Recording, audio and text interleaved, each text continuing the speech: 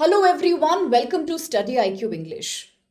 Gone are the days when countries like Brazil, Mexico, and Thailand, South Korea, used to be the cosmetic procedure destinations of the world. Today, India is not far behind when it comes to aesthetic medical tourism. People are coming in from all across the globe to find aesthetic treatments, medically unnecessary, but quite important for people as we are living in the times of social media where there is objectification of physical looks. There is a trend that has been influencing the young adult population across the world to achieve certain beauty standards for getting social approval. And this has resulted in the unregulated and huge rise of India's aesthetic clinics. The saddest part is that these aesthetic clinics are not even licensed or approved by the government. They are mushrooming in various towns and cities across the country, more so in metro cities including Delhi, Mumbai, Bengaluru, Hyderabad. And people, not only from within the country but also from outside, are coming and taking advantage of these cosmetic enhancement surgeries. Just 2 days back, the Hindu New Delhi edition had a lengthy article on the science page that was talking about this problem. That so many people running to get cosmetic procedures done, irrespective of how the social media is highlighting images of Indian and Hollywood celebrities who have completely devastated their looks running behind these unnecessary, expensive aesthetic procedures. If done by a licensed dermatologist, it is well within medical ethics. But the recent trend where people are falling a trap to private clinics where operations and surgeries are done without proper anesthesia, without proper hygiene, without proper licensing by untrained doctors. Some of them are dentists.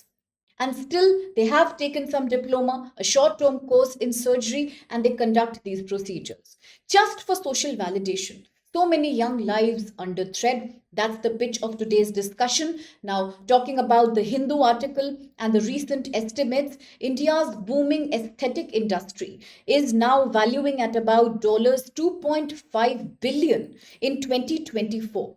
It is expected to further grow by $4 billion by 2033. This includes many procedures like hair transplants. It includes Botox injections, essentially a poison, essentially something that causes muscles to paralyze. Used only in the case of severe medical emergencies, is today being used just like an entertainment drug.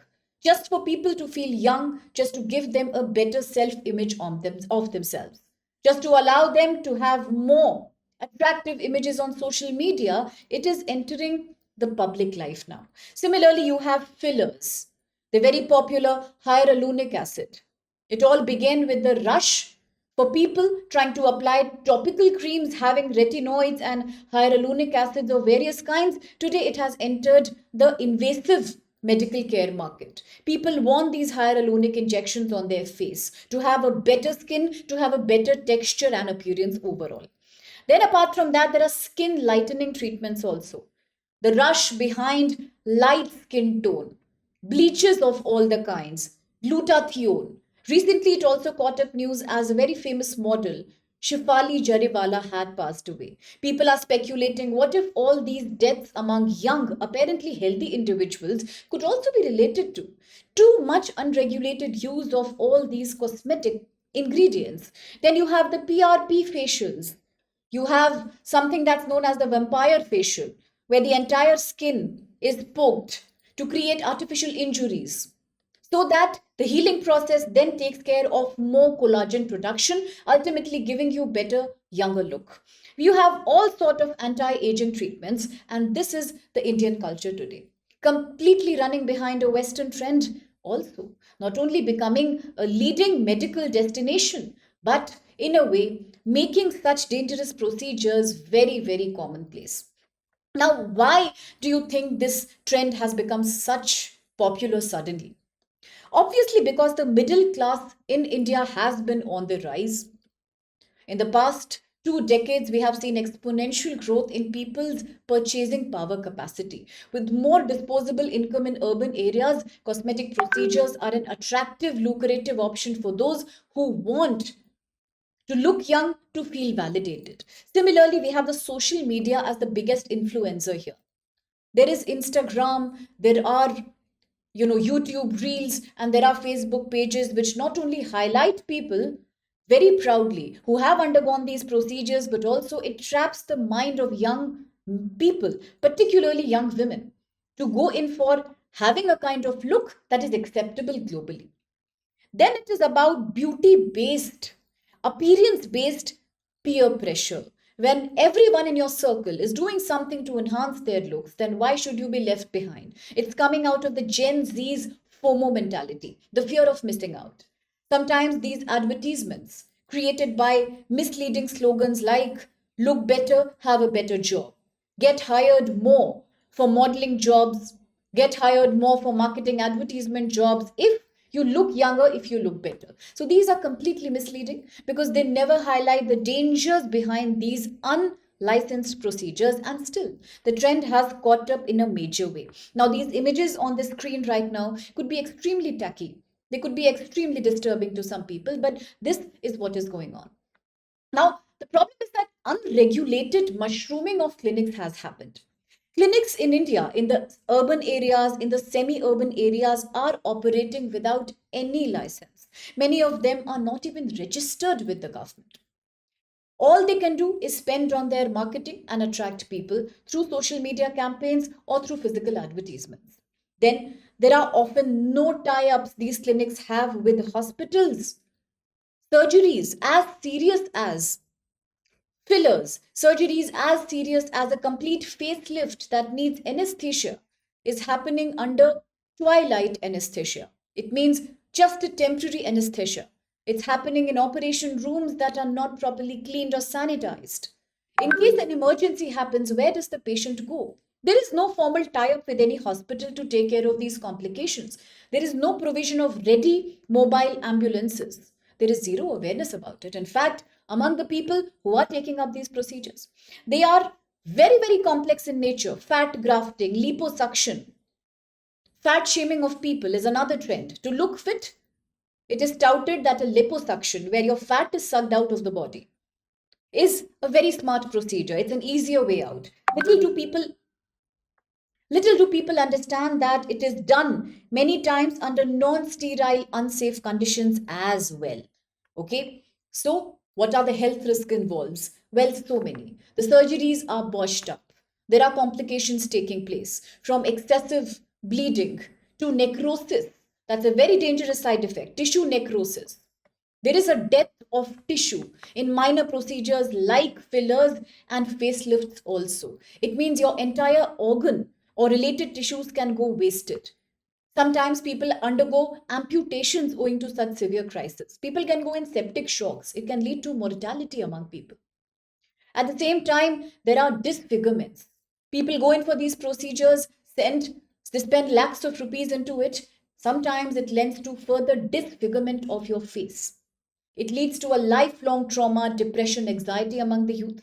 At the same time, rising cases of death has also caused concerns. People are catching infections here, infections which are life threatening in nature. Sometimes private clinics, to save their money, are using counterfeit, fake or cheap drugs, which also has tremendous side effects on people. Now, nerve damage, blindness, all these again are very, very commonly reported episodes. Although many times these issues are not getting properly reported, but many undercover investigations earlier, even in countries like US and Europe, they have complained about these problems becoming very commonplace among the young people. Now, the shocking part is that, inspired by a very Hollywood and a very Bollywood culture, young teens are having, things like Botox parties, filler parties, where just a random doctor comes and gives these treatments to people. It is being considered as an aesthetic sport now. But is that valid? In a country like India, where already the healthcare burden is huge on the country, there is a lack of emergency preparedness. There is a lack of protocols on adverse reactions. What can the government do? The first thing is that government should have a proper national guideline framework so that no cosmetic clinic which has no tie-up with a hospital, which is not registered, where the doctors, surgeons have not taken a medical license, they are not allowed to operate. Severe punishment should be given to clinics who operate without these permissions. Second thing is that before opening a cosmetic clinic, a short diploma, a short workshop should not be sufficient. You should have a full-fledged training as a cosmetic surgeon before you can offer these surgeries to people and propagate yourself on social media. Third thing is we need Drugs and Cosmetic Act 1940 and Clinical Establishments Act 2010 to cover these things much better. Implementation has to be in place. Now, the Medical Council of India, the National Medical Commission, which you can also call it by this name, it can regulate only doctors in India but not the clinics. Now, this is a major gap in policy framework right now, that our National Medical Commission can control the unlicensed doctors or quacks, but they cannot control unlicensed clinics. That needs to be addressed. The Drugs Controller General of India has to overlook and properly has to oversee the quality and the standard of injections that are being offered. This enforcement is very weak in the country right now. We need a dedicated law, a dedicated regulator, even specially separately created for the aesthetic and the cosmetic industry in India, because the demand is only going up. So what we need to do is to offer a very regulated, a very well monitored supply. With that, let's have a look at a prelims question here. It says, with reference to the unregulated cosmetic clinics in India, consider the following statements. 1. Currently, there is no specific law in India that exclusively regulates cosmetic clinics and procedures. 2. The Clinical Establishments Registration and Regulation Act 2010, if implemented by a state, can bring cosmetic clinics under regulatory oversight, that is control. Third, the Drugs and the Cosmetic Act 1940 directly regulates the qualifications of people performing cosmetic surgeries. Easy question. You can choose the right option. To verify your answer, to avoid confusions, I have attached the answer and the explanation. Quite an expected question for the prelims because this is on the rise. Thank you so much for being with us at Study IQ English. Do like, share and subscribe the channel if you enjoy such videos.